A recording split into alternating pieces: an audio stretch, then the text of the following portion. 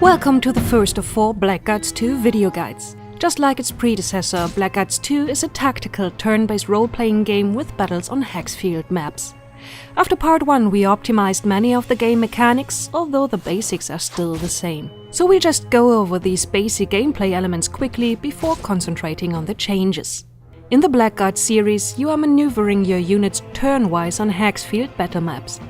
Using the mouse wheel you can change the camera angle. Click on a hex field to move your unit there, to interact with an object there, or to attack an enemy. Each unit can either move a long distance or only move a short distance and perform an action such as attacking or using magic. These two categories of range are displayed by using different colors to highlight the hex fields. A circle UI showing possible actions in more detail opens when you right-click. Here you can choose from special maneuvers or spells to attack your opponents. These will cost you certain resources. When a unit has spent its action, it's the next character's turn. The sequence of turns is displayed in the portrait bar at the bottom of the screen. Here you can see the crucial information for every unit on the map.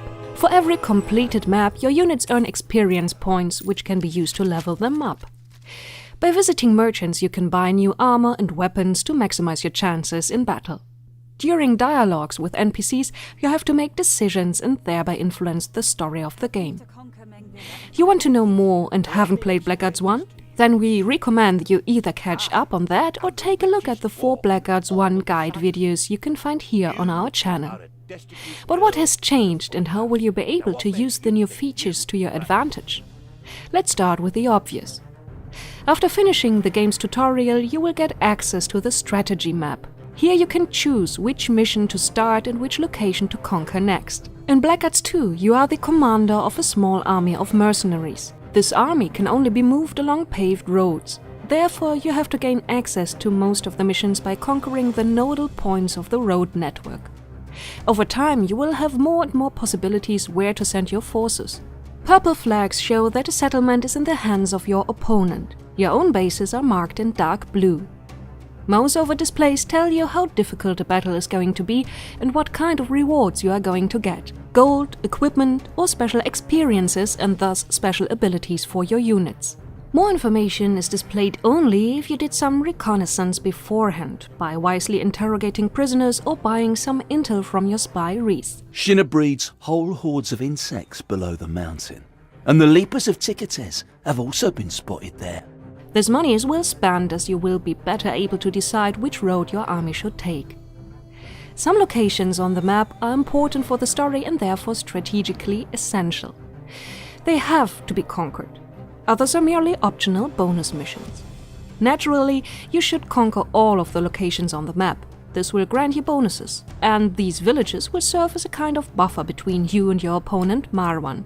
Once in a while, he will try to reconquer one of the settlements, which will force you to defend the place using your mercenaries. But he can only attack locations that share a border with regions he is currently controlling. But more on this in a minute. Before going into battle, you always should be sure that your units are well equipped. Spend your money on new armor, potions and arrows, so you won't run out of supplies in the middle of the fight. Armor sets that consist of fitting pieces of gear will grant you a special bonus. The way you choose will, together with other factors like dialogue options, determine the course of the story in BlackGuards 2, concerning little details as well as the big finale. As opposed to BlackGuards 1, in the second installment you don't just have a handful of hero characters at your service, but a group of mercenaries. Altogether you can send up to 10 units into a battle, although you will have to unlock this number first. Among these 10 units, there always has to be at least one hero character. Mercenaries can be sword fighters, archers, spear fighters, and later on magicians and heavy troops like the gigantic Black Ogre. When starting a battle, you choose which units you want to send. If your tactics don't work out, you should perhaps try a different combination of units. Your mercenaries offer a wide variety of talents, so it's not really dramatic if you skilled your heroes in a way that doesn't seem to be fitting in your current situation, or if several of your heroes are specialized in a similar way. Problems like these can be compensated for by the mercenaries to a certain degree.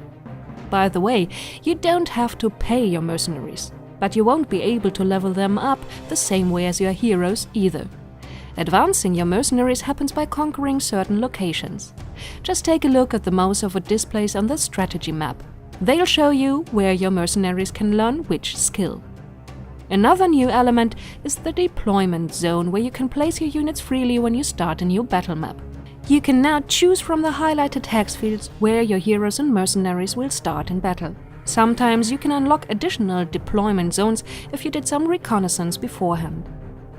The most important thing, don't place your units in a way that will make some block the path of others.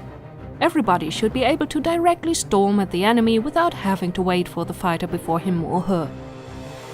Ranged fighters and magicians should be placed in the back, spear fighters should be placed in the second rank, and close combat fighters up front. By the way, archers are able to shoot over the heads of small units or those who take cover. Taking cover is another new feature. Instead of just standing around, units can now change into a cover mode, reducing hit chances for opposing ranged fighters. This works better if the unit is adjacent to an object that actually provides cover, like a crate. Taking cover or leaving cover each costs 1 action, but even from cover, attacks are possible. At the end of a round, the unit will get back into cover again. To better estimate your hit chances, we implemented the line of sight tool. Move the cursor over a unit and hold X. Now the game displays this unit's hit chances for every hex field on the map at this moment. This is of course especially useful for ranged fighters. Every hex field that can be hit with a 100% chance is highlighted green. Black fields are impossible to hit. Between these extremes lie yellow, orange and red. You can move the cursor over the battle map as well while holding X. Then you will see a hypothetical version of the currently chosen unit on each tile the cursor is touching. New probabilities are calculated that show you where on the map this unit will have which chances to hit which enemy. This is a very handy tool to plan your tactics and to place your ranged fighters in an efficient way. Just keep in mind that they will still be quite useless in melee combat, and cover them with other units. As mentioned before, your enemy Marwan will try to reconquer locations on the strategy map from time to time. When this happens, your mercenaries will have to defend them. Beforehand, you can place booby traps on these maps. You should place these in choke points. Furthermore, you can order your troops to guard certain areas. They will then stay at their posts to cover the chosen hex fields with arrows as soon as an enemy steps on them. In theory, your heroes are able to use this maneuver, but you have to unlock it first. And of course it works on regular maps as well. Heroes can be used to defend attacked maps as well, but they have to actually be at the location in question. That mostly means they are only available if the location that has been conquered last is immediately attacked. If you lose such a battle, the game is far from over. You will get a chance to reconquer the area, but it will be a tougher fight this time around. Between 2 missions, you can always visit your base camp. There you can meet special tutors and merchants to improve your skills and gear. Furthermore, you can send out your spies and interrogate prisoners to gain more information about the strategy map and battles to come.